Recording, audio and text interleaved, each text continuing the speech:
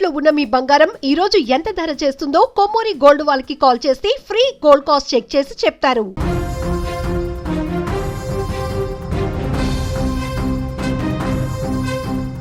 పక్కన ఉన్న వాళ్ళు తుమ్మినా దగ్గినా భయపడవలసినటువంటి రోజులు మళ్ళీ వచ్చాయి. తలనొప్పి, ఒళ్ళునొప్పులు, జ్వరం అని చెప్తే అనుమానించాల్సిందే. ఎందుకంటే మళ్ళీ ఈ రక్కసి కరోనా కోరలు చాస్తుంది. ఆంధ్రప్రదేశ్లో కొత్త కరోనా వేరియంట్ ఒమిక్రాన్ RF5 మహమ్మారి వ్యాప్తి చెందుతుంది.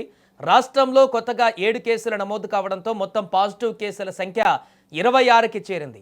ఇప్పటి వరకు 10 జిల్లాలకు పాకిన ఈ వైరస్ వల్ల 4 ప్రాణాలు కోల్పోయారు.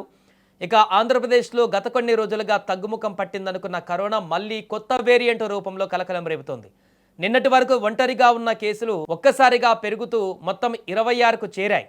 తీర ప్రాంతాల నుంచి రాయలసీమ వరకు ఏకంగా 10 జిల్లాలకు ఈ వైరస్ విస్తరించింది.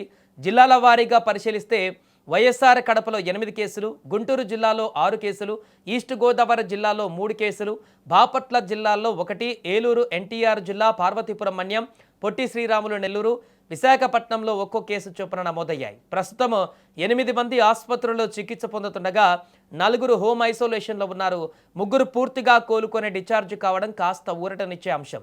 ఇక సేకరించిన బాధితుల శాంపిళ్లను పూణేలోని నేషనల్ ఇన్స్టిట్యూట్ ఆఫ్ వైరాలజీకి పంపగా ఈ కేసులన్నిటికీ కారణం ఒమిక్రాన్ RF5 అని తేలింది.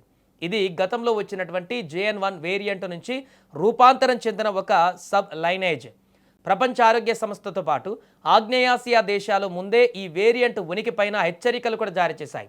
దీంతో ఏపీ ప్రభుత్వము సర్వేలెన్స్ విభాగం తక్షణమే అలర్ట్ అయ్యి పరిస్థితిని క్షణక్షణం పర్యవేక్షిస్తున్నాయి.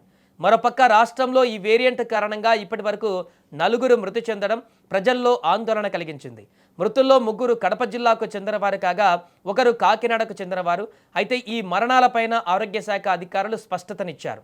మృతి చెందిన 4 కూడా ఇదివరకే హైపర్ టెన్షన్, తీవ్రమైన షుగర్, కిడ్నీ వ్యాధుల వంటి దీర్ఘకాలిక ఆరోగ్య సమస్యలతో బాధపడుతున్నారని తెలిపారు.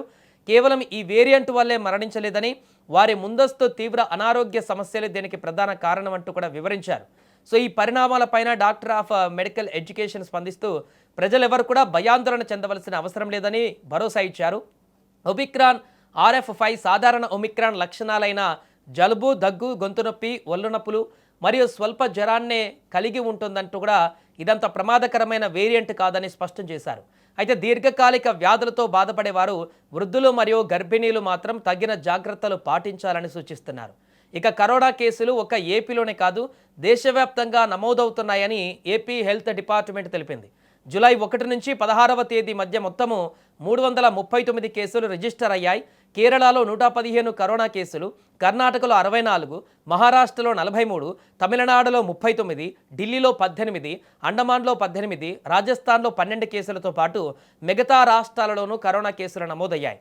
సింగపూర్ సహా ఆగ్నేయాసియా దేశాల నుంచి విస్తరించిన ఈ RF5 వేరియంట్ ఇప్పుడు పొరుగు రాష్ట్రాలైన కేరళ, కర్ణాటకతో పాటు ఏపీని కూడా చుట్టేస్తోంది.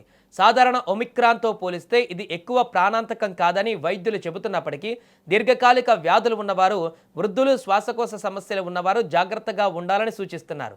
మళ్ళీ మాస్కులు ధరించడం, వ్యక్తిగత పరిశుభ్రత పాటించడమే దీనికి సరైన నివారణ మార్గంగా కనిపిస్తోంది. ప్రస్తుతం కరోనా వైరస్ ప్రభావం భారత్లో తక్కువగానే ఉందని, భయపడవలసిన పని లేదని వైద్య శాఖ అధికారులు తెలిపారు. కానీ శ్వాసకోశ సంబంధ వ్యాధిగ్రస్తులతో పాటు వయోవృద్ధులు కూడా తగు జాగ్రత్తలు తీసుకోవాలని, తరచుగా చేతులు శుభ్రం చేసుకోవడం, బయటకు వెళ్ళినప్పుడు మాస్కులు ధరించడం ఉత్తమమని సూచిస్తున్నారు. ఈ జాగ్రత్తలతో కరోనాతో వ్యాప్తి తగ్గుతుందని సలహా ఇస్తున్నారు. రోగ నిరోధక శక్తి తక్కువగా ఉన్న వారితో పాటు వృద్ధులు, శ్వాస సంబంధ సమస్యలు, తీవ్ర అనారోగ్య సమస్యలు ఉన్నవారు తమ పరిధులలో జాగ్రత్తగా ఉండడం శ్రేయస్కరం. నేటి కరోనా వైరస్ వేగంగా వ్యాప్తి చెందడం లేదని, తీవ్ర అనారోగ్యాలకు కారణం కావడం లేదని, అతిగా భయపడవలసిన పని లేదంటూ కూడా నిపుణులు సూచిస్తున్నారు.